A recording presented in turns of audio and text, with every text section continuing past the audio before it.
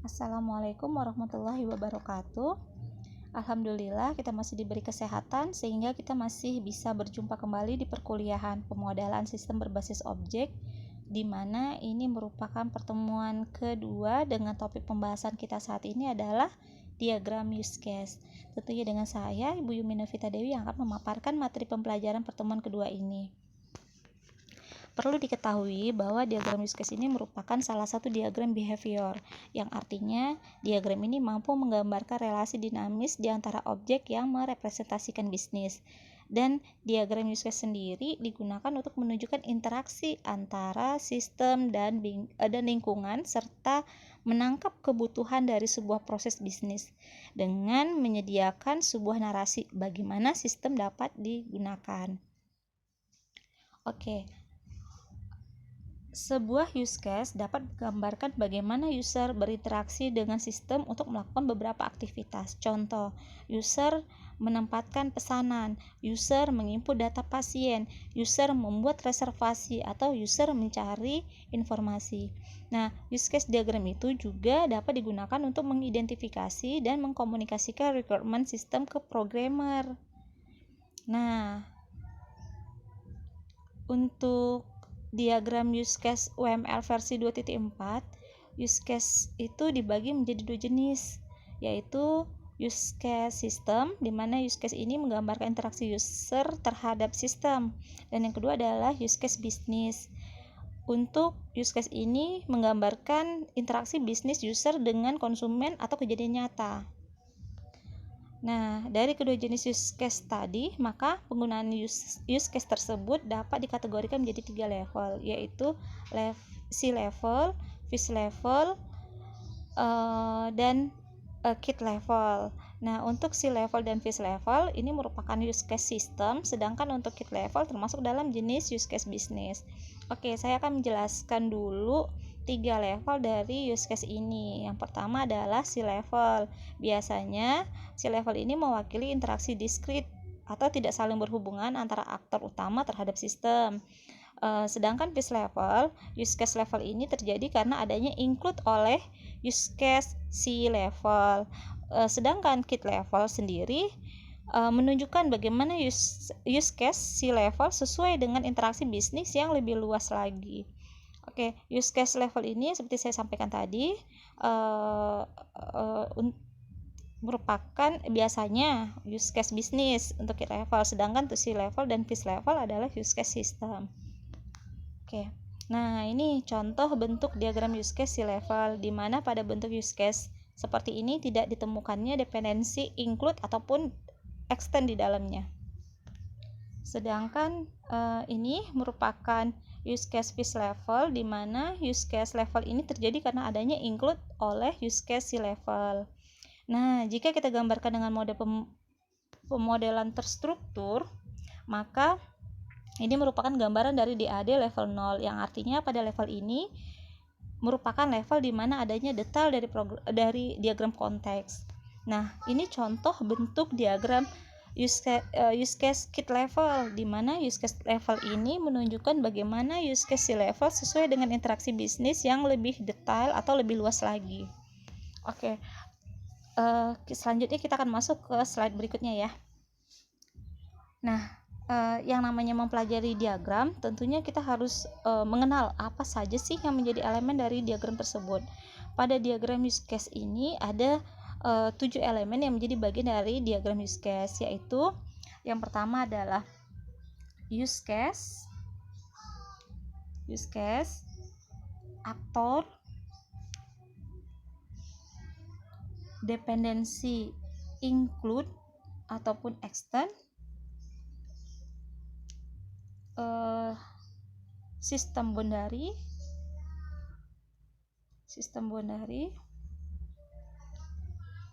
subjek, nama subjek, dan asosiasi. Oke, saya akan jabarkan apa aja sih yang menjadi syarat dan ketentuan dalam menggunakan elemen-elemen tersebut. Oke, elemen pertama adalah aktor. Aktor digambarkan dalam bentuk orang atau sistem lain yang berinteraksi dengan sistem saat ini.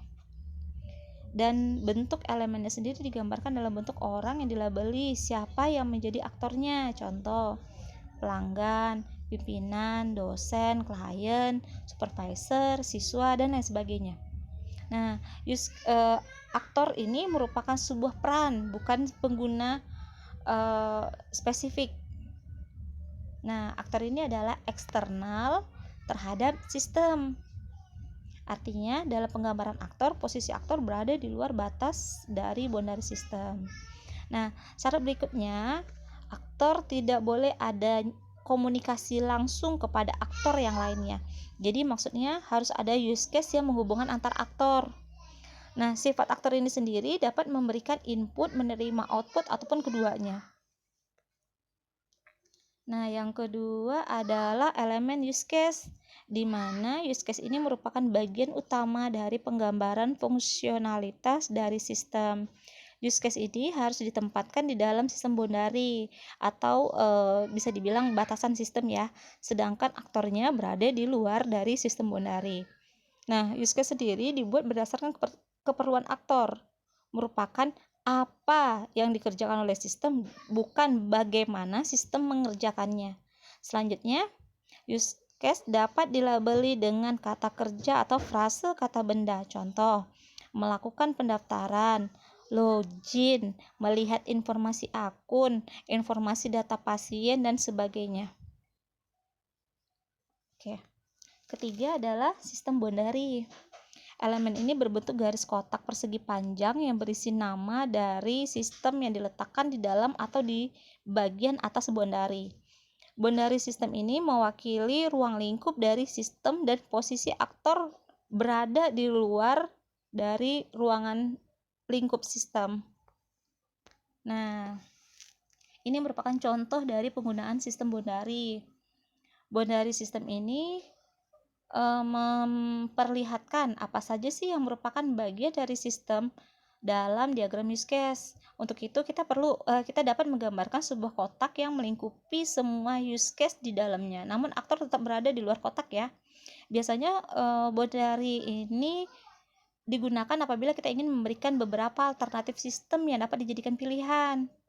Nah, untuk sistem boundary dalam penggunaannya merupakan opsional, jadi tidak wajib dalam artian itu use case-nya salah karena tidak ada boundary system. Jadi bukan begitu ya. Jadi sifatnya hanya opsional. Nah, bentuk penggunaan elemen boundary system ini bisa dilihat seperti pada slide 13 dan 14. Oke, lebih dan kurang seperti ini penggunaan boundary di mana use case-nya berada di dalam dalam kotak batasan sistem, dan sedangkan aktornya berada di luar dari boundary system. Oke. Selanjutnya adalah elemen asosiasi relationship, di mana elemen ini merupakan elemen yang menghubungkan aktor dengan use case. Aktor relationship ini juga dapat menunjukkan komunikasi dua arah ataupun dapat juga menunjukkan komunikasi satu arah jika kita menggunakan tanda panah. Nah, tanda asterik di setiap ujung dari asosiasi relationship ini digunakan untuk keragaman dari asosiasi. Nah, jika di pemodelan terstruktur dikenal dengan istilah kardinalitas, sedangkan pada pemodelan berbasis object oriented dikenal dengan istilah multiplicity of the association. Umumnya asosiasi relationship ini hanya digambarkan seperti garis lurus saja. Oke. Nah, ini untuk asosiasi relationship ini dibedakan menjadi dua bentuk dependensi. Yang pertama adalah include relationship, di mana elemen ini dapat memasukkan satu use case ke dalam use case yang lainnya. Nah, include relationship ini merupakan perilaku atau behavior yang harus terpenuhi agar sebuah event dapat terjadi, di mana kondisi ini merupakan kondisi use case yang mana use case tersebut merupakan bagian dari use case lainnya. Tanda panah mengarah dari use case base menuju ke use case yang akan di-include-kan. Nah, contoh penggunaan include. Nah, di mana adanya pemanggilan use case oleh use case lainnya. Contoh, ketika nasabah ingin membuka rekening, maka use case catatan data pribadi dari nasabah tersebut akan otomatis terinclude ke dalam use case buka rekening. Tanda panah terbuka terarah ke sub dari use case buka rekening. Nah, coba untuk penggambaran asosiasi include dapat digambarkan secara horizontal. Nah, selanjutnya adalah elemen include, di mana adanya maksudnya elemen extend, di mana adanya pemanggilan selanjutnya adalah elemen extend relationship, di mana elemen ini merupakan elemen yang digunakan untuk memperluas use case sehingga memasukkan perilaku opsional. Nah, posisi penggambarannya tanda panah mengarah dari use case tambahan ke use case pusat. Seperti itu. Oke. Nah, bagaimana sih cara kita membedakan yang mana elemen relationship include dan extend? Nah, saya ambil teorinya Rosa Salahuddin, di mana extend adalah relasi use case tambahan ke sebuah use case, di mana use case yang ditambahkan dapat berdiri sendiri walaupun tanpa use case yang ditambahkan itu. Sedangkan include adalah relasi use case tambahan ke sebuah use case, di mana use case yang ditambahkan juga memerlukan use case ini untuk menjalankan fungsinya. Contoh, relasi extend. Nah, lihat gambar di mana customer ingin melihat barang. Ketika customer itu melihat barang, maka tidak perlu melewati proses login dan pesan barang.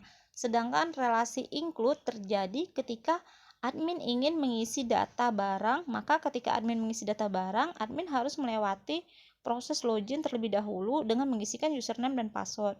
Jadi gambaran perbedaan include dan extend di sini terlihat di mana use case yang dituju berdiri sendiri tanpa harus melewati sebuah proses lain. Ini merupakan extend, dan terjadi include ketika use case yang dituju harus melewati sebuah proses yang lain. Oke. Elemen berikutnya adalah generalisasi relationship, di mana elemen ini mewakili use case khusus untuk use case yang lebih umum, dan tanda panah mengarah dari use case khusus atau spesialis ke use case yang lebih umum lagi.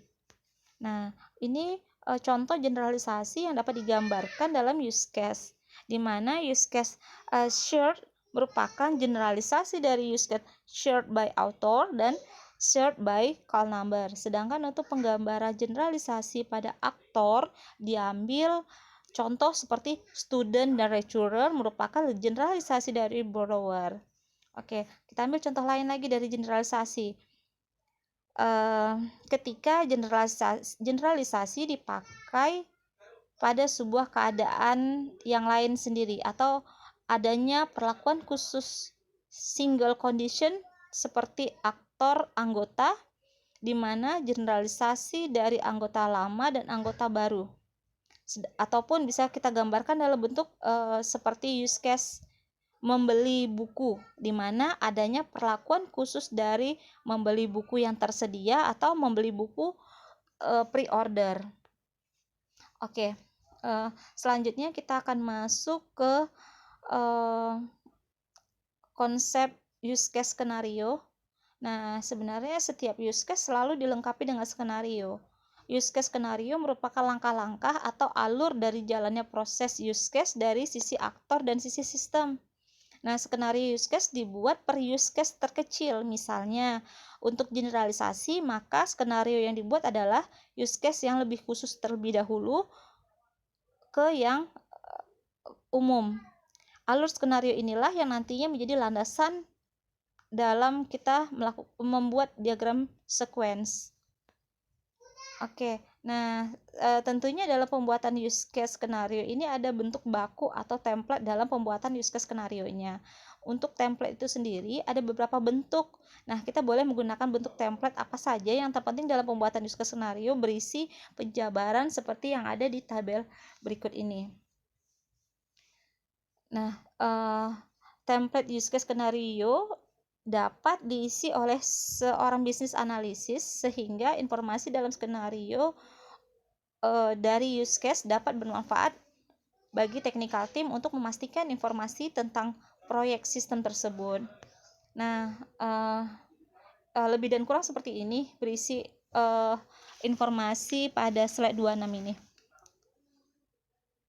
Oke. Nah, saya rasa penjelasan saya tentang diagram use case cukup mudah dimengerti. Akan tetapi untuk lebih jelasnya, baiknya kita dapat langsung melakukan penggambaran diagram use case. Ada beberapa studi kasus yang bisa saya berikan gambaran di dalam pembuatan diagram use case.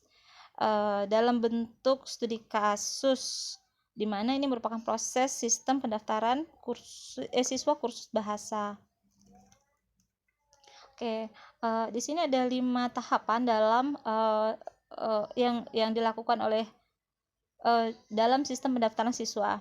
Ada 5 tahapan. Yang pertama, calon siswa melakukan pendaftaran dengan mengisi formulir pendaftaran. Nah, calon siswa akan diminta untuk membayar biaya pendaftaran sebesar 100.000. Setelah calon siswa membayar biaya pendaftaran, calon siswa mengikuti tes untuk menentukan level pembelajaran yang sesuai. Yang ketiga, calon siswa mengikuti tes wawancara langsung dengan native speaker untuk menentukan level pembelajaran yang sesuai. Selanjutnya, calon siswa menerima hasil tes tulis dan tes wawancara beserta level pembelajaran yang sesuai dengan calon siswa. Setelah itu, calon siswa membayar biaya kursus sesuai dengan level. Selanjutnya, petugas mengelola data pendaftaran calon siswa, mengatur jadwal tes tulis dan wawancara, serta mengolah pembayaran biaya pendaftaran dan kursus. Nah, untuk bisa menggambarkan diagram use case, kita harus pastikan dulu siapa yang menjadi aktornya, apa saja yang dilakukan oleh si aktor, dan bagaimana bentuk relasinya nanti. Apakah merupakan asosiasi relationship include kah atau extend, atau bisa jadi generalisasi. Nah, lebih dan kurang diagram use case-nya seperti ini, di mana aktor calon siswa dapat mengisi formulir, membayar biaya pendaftaran, mengikuti tes tertulis, calon siswa mengikuti tes wawancara, calon siswa menerima hasil tes, dan calon siswa membayar biaya kursus. Sedangkan untuk aktor petugas dapat mengelola data pendaftaran, mengatur jadwal tes, dan mengelola pembayaran. Nah, oke, cukup mudah ya menggambarkan diagram use case. Mungkin itu saja yang bisa saya sampaikan tentang tema kita, diagram use case. Saya berharap mahasiswa saya dapat memahami dan menstimulasikan pemodelan sistem menggunakan use case diagram pada fase analisis. Terima kasih juga yang sudah menonton video ini, channel ini. Semoga bermanfaat, dan jangan lupa like and subscribe videonya. Tetap semangat. Assalamualaikum warahmatullahi wabarakatuh.